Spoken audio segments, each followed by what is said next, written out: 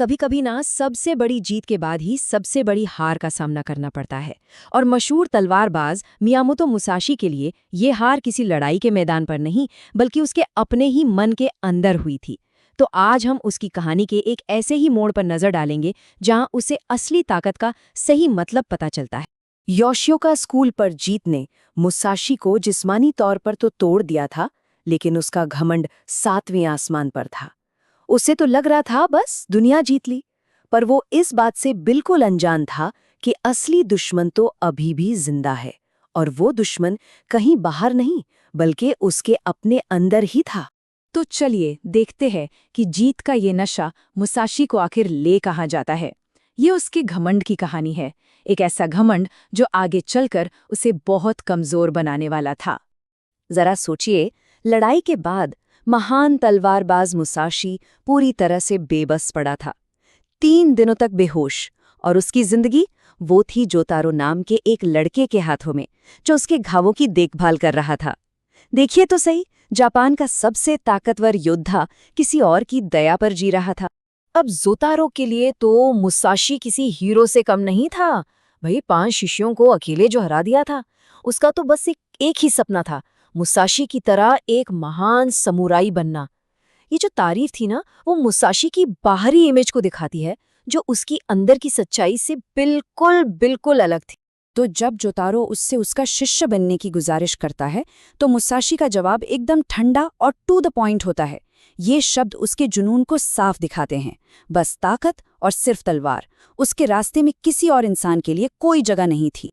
लेकिन कहते ना, हर घमंड को आईना दिखाने वाला कोई ना कोई आ ही जाता है, और मुसाशी के लिए वो आईना एक भिक्षु के रूप में सामने आया, जो उसे उसकी असली सूरत दिखाने वाला था। और ये थे भिक्षु ताकुअन, जो मुसाशी को पहले से जानते थे। वो उसे देखकर बस मुस्कुराते हैं और कहते हैं, तुम हमेशा की तरह ही लापरवाह हो। मतलब ताकुअन एक गुरु की तरह थे, जो मुसाशी के घमंड के आर पार देख सकते थे। एक तरफ ताकुआन की आंखों में समझदारी और निराशा है, तो दूसरी तरफ मुसाशी के चेहरे पर सिर्फ और सिर्फ घमंड। भिक्षु उसकी इस बेपरवाही पर सवाल उठाते हैं, लेकिन मुसाशी अपनी ही जिद पर अड़ा हुआ था, कुछ भी सुनने को तैयार ही नहीं। ताकुआन की ये बात सीधे मुसाशी की महत्वाकांक्षा पर चोट करती है। यह एक ऐसा पल था जो उसे सोचने पर मजबूर कर देता है कि क्या ताकत हासिल करने की इस दौड़ में वो कुछ बहुत जरूरी चीज पीछे छोड़ता जा रहा है। ताकुआन की बातों ने एक शक का बीज तो बो दिया था, लेकिन मुसाशी की असली लड़ाई वो किसी बाहरी दुश्मन से थी ही नहीं।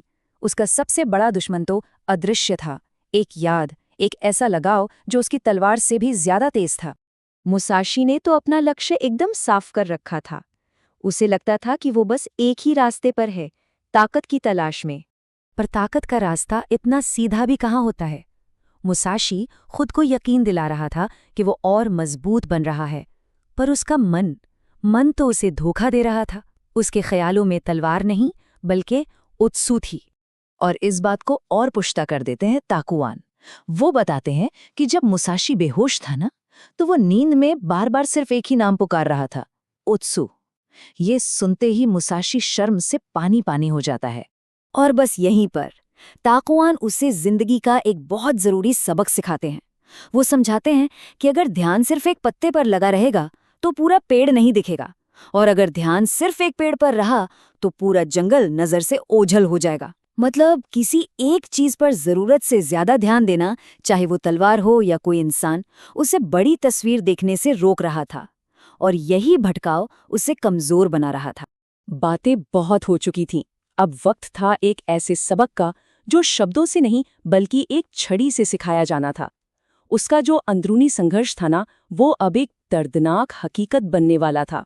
तो जब ताकुआन उसे एक छोटे से मुकाबले के लिए चैलेंज करते हैं, तो मुसाशी का घमंड तो 7वें आसमान पर था।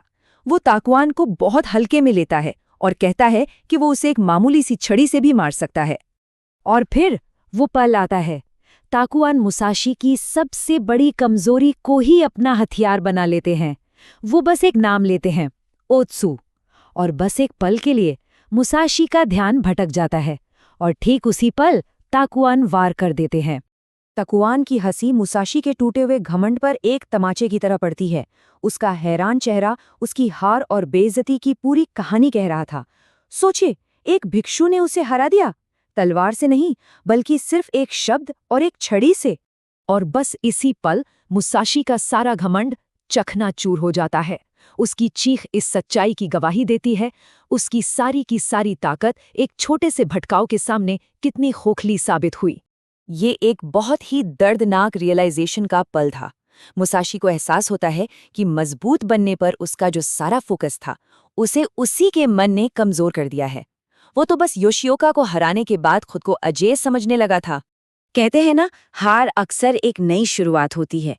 इस बेइज्जती के बाद मुसाशी एक नए रास्ते पर निकलता है, लेकिन इस बार वो अकेला नहीं है। यहाँ मुसाशी के किरदार में आया एक गहरा बदलाव साफ दिखता है।